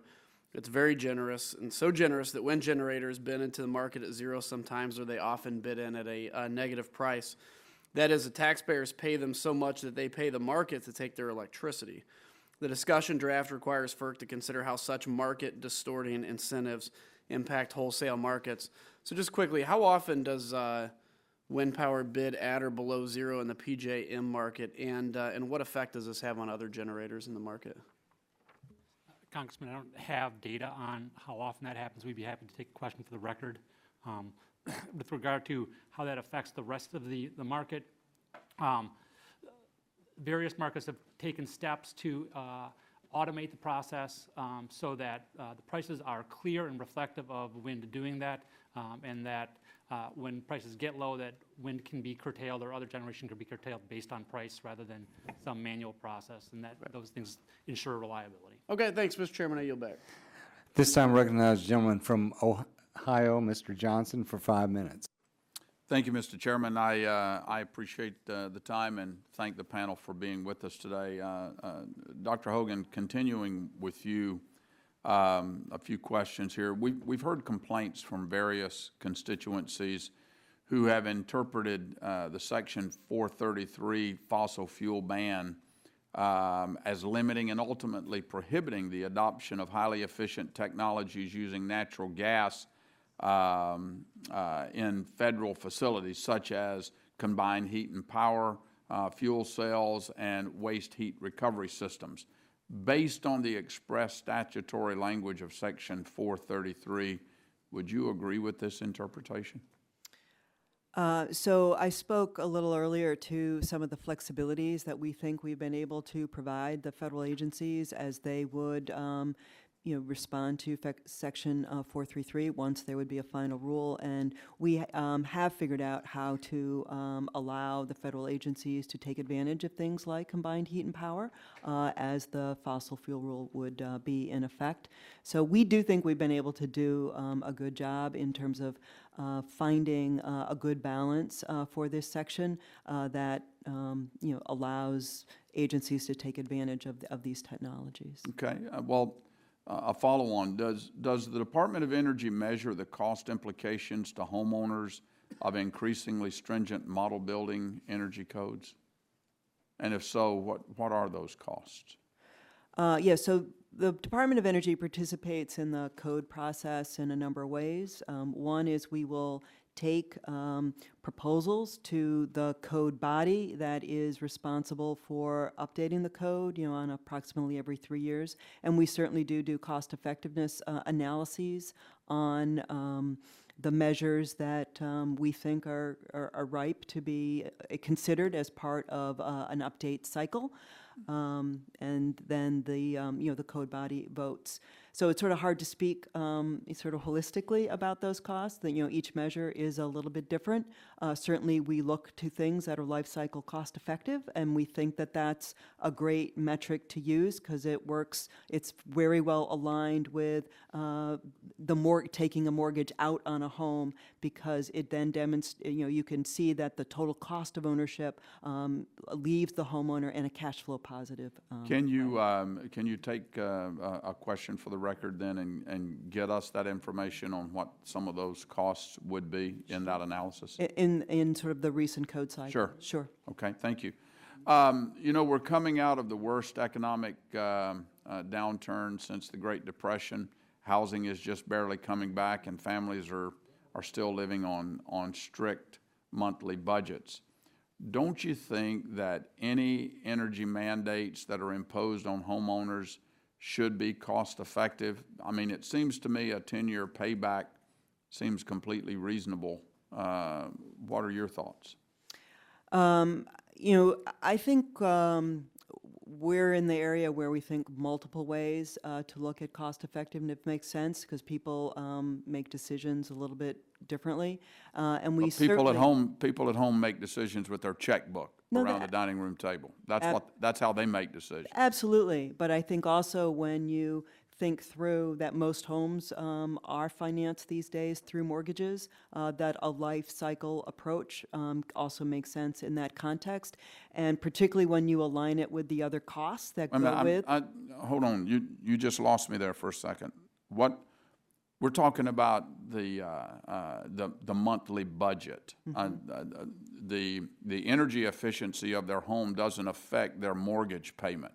We're talking about the monthly out-of-pocket expenses as it relates to some of these energy mandates. So help explain. You lost me for a second.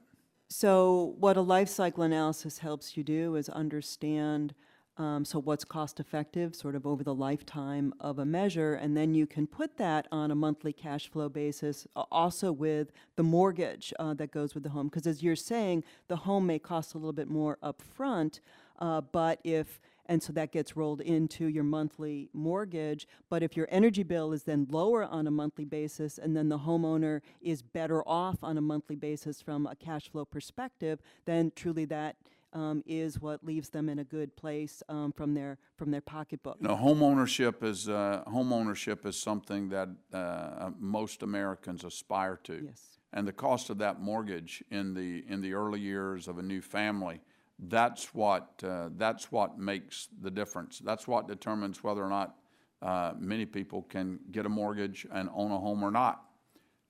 So I'm not sure. I understand the life cycle perspective, and I understand why that would be that might be meaningful to people inside the Washington Beltway. But for the people that are writing the checks and trying to get into their new homes, I'm not sure that that's an argument that sells. Well, we'd be happy to talk with you about that further. I mean, reducing their energy bills is also an important part of people's sort of monthly budgets as well. And I think the benefits that you get there really do help these families. Mr. Chairman, I yield back. This time I recognize the gentleman from Texas, Mr. Flores, for 5 minutes. Thank you, Mr. Chairman. Dr. Hogan, there were 3 quotes that I wrote down from your testimony and your answering of some early questions. The first one was that your standards are technically feasible, and number 2, that they're economically justified. The second thing you said is that the DOE is open to the rulemaking process, and the third is just a more detailed example, said the gas furnace net benefits are about $16 billion. Look, we all believe in efficiency, we believe in saving energy, we believe in saving money, but we're getting to the point of diminishing returns.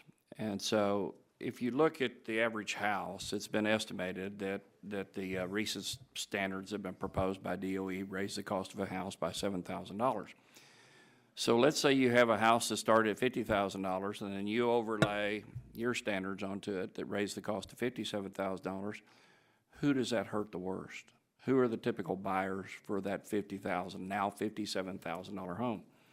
Well, it's lower income America. And so and the average payback is like forever. I mean, you talk about the life cycle of a house. Most people don't stay in a house 17 years, which is the life cycle or the payback periods of many of the new rules that you proposed. In some cases, there's no payback. And so the policies that the DOE has adopted, although they seem altruistic, are hardest on low income and lower middle income Americans. So what winds up happening when we price those people out of a house, or let's say they're even in a multi-family unit. If they're in a condo, they can't buy the condo, or if they're in an apartment, they can't afford the rents because the rents have gone up because the developer had to pay more for it. So who gets hurt? And what happens because they're hurt?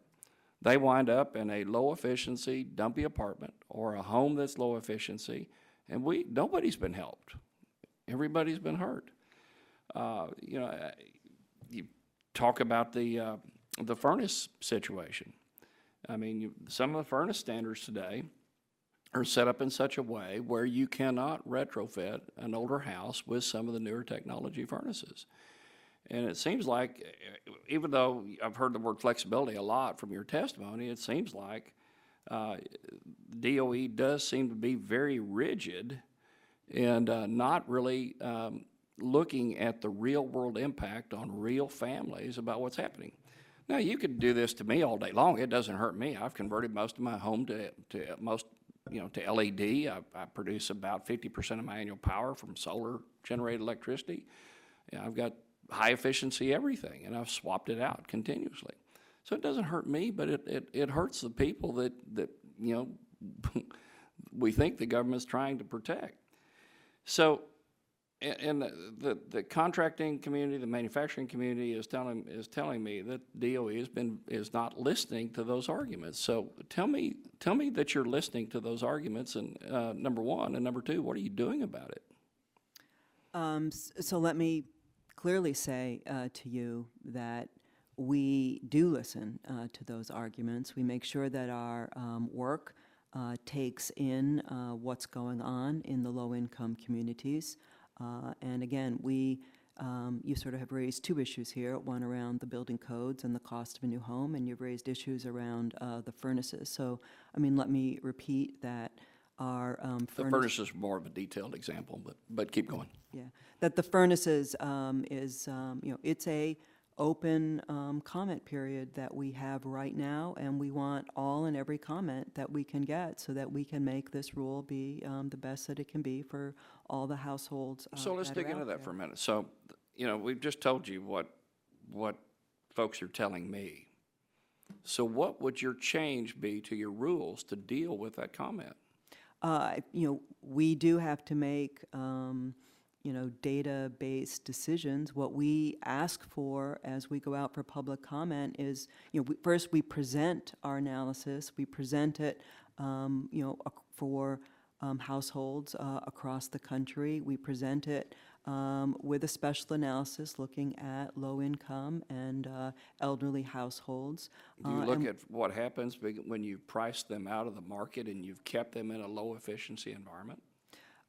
So let's sort of separate the furnaces. So what do we do around building codes? Again, the federal DOE does not make the national building codes for this country. We take proposals that we have analyzed to an independent code body, and then the independent code body, runs a process by which they come up with the next updated But I building think code. you know that I think you candidly know, if we peel the layers back from this, that DOE is really pushing these code bodies to adopt your recommendations. It's not just these are recommendations anymore. It's just we want you to do this. We are strongly advocating that you do this. We are a stakeholder in a many party process. And we believe what our role is and what we are committed to do is to take good data-driven analysis to that process so people can have that conversation. So that is what we are doing. Well, I've run out of time. I hope that's what's really happening. I'm just not hearing the same thing that from the real world that I'm hearing from you. So I hope that we can have a better discussion later. Go ahead. I yield back. This time I recognize the gentlelady from North Carolina, Ms. Elmers, for 5 minutes. Thank you, Mr. Chairman, and thank you to our panel for being here today. I do want to take a moment, Mr. Chairman, to start off and thank you and the committee staff for working with me and my colleague Jerry McInerney on the promotion and implementation of grid innovation technologies, especially the inclusion of the smart grid capable appliances on energy guide labels. I believe we need to promote energy efficiency, but in a transparent way and with industry and stakeholder input. Energy efficient technologies should benefit consumers and be affordable to working American families, very much like the conversation we were having just a moment ago. So with that, Mr. Chairman, I'll go ahead and ask my questions. Dr. Hogan, I have two questions for you, and in the interest of time, I'm going to I have an example I want to give you first. The DOE's process rule requires DOE to use qualitative and quantitative methods that are quote, fully accessible to the public, and that produce results that can be, quote, explained and reproduced. DOE is not using third-party validated models for information. Thus, the only way to effectively validate the models is by allowing full access by the stakeholders. DOE has violated this requirement by relying on the analysis determined through models that are not fully accessible to stakeholders. And as an example, I'll just use this. In the automatic commercial ice maker ruling of January 2015, DOE relied upon a model developed in the mid-90s that had few minor updates, but the DOE Navigant claimed was fully protected by copyright. DOE refused to allow stakeholders access to the model to run their own data analysis or validations, only allowing the submission of the data from DOE, or excuse me, to DOE's consultants. Why is the DOE not following its own process rule, and what can be done to ensure the agency adheres to its own process rule?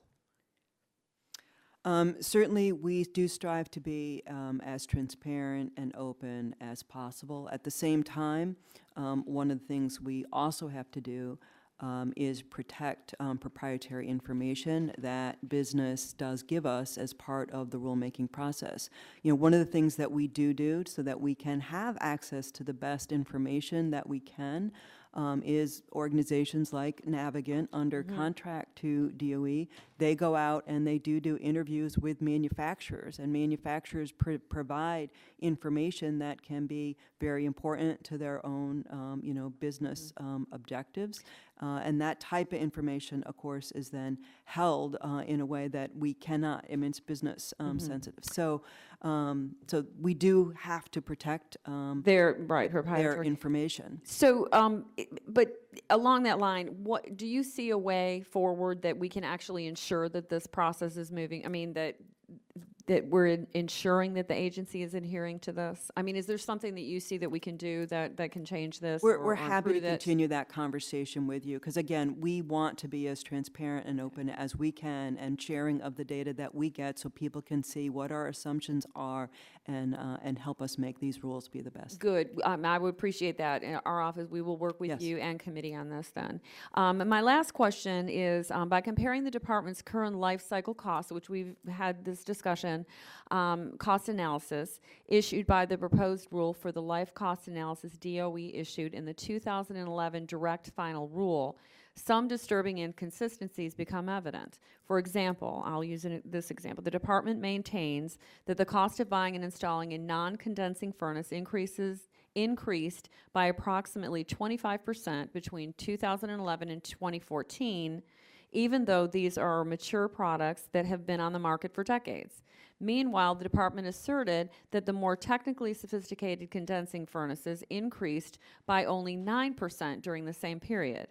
Based on these questionable numbers, the cost differential between the current standard furnace and the proposed standard furnace has dropped by nearly 30% between the two rulemakings.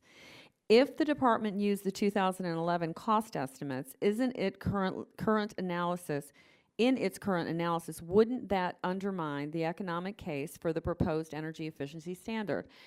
It's a word problem, apparently. I apologize for the numbers, but I guess the point is are we moving in the right place so that we are making sure that these products are cost efficient for the consumers, but at the same time, the effectiveness is there? Certainly that is what we are really striving to do. And again, I would point to the furnace rulemaking as one of the places where we are trying to be absolutely as transparent and as engaged with stakeholders as we can be. Again, we've held multiple public meetings so that we can go through the details of the DOE analysis, to as much as stakeholders want to, so that they can understand what we have done. And we've had multiple meetings, multiple stakeholder engagement, extended the public comment period. And again, we want to get as much good data from people as possible so that we can make this be a very good rule for people. Well, I would like to continue to work with you on that as well then. And thank you, Mr. Chairman. I yield back. Well, thank you, and we appreciate you three witnesses being here with us today. We have a lot of work to do, and as you can tell from the questions on both sides, there are a lot of concerns about the impact of these regulations in the pocketbooks of many people in America. I mean, I just think 50 years ago, no one would have imagined that there was an agency of the federal government here in Washington, D.C., making all these decisions about all of this litany of appliances and what can be used and what cannot be used. It's really kind of amazing, but we thank you very much, and we're going to recess the hearing until 10:15 in the morning, at which time we'll reconvene for the second panel. So we look forward to working with you all, and thank you for being here. recessed.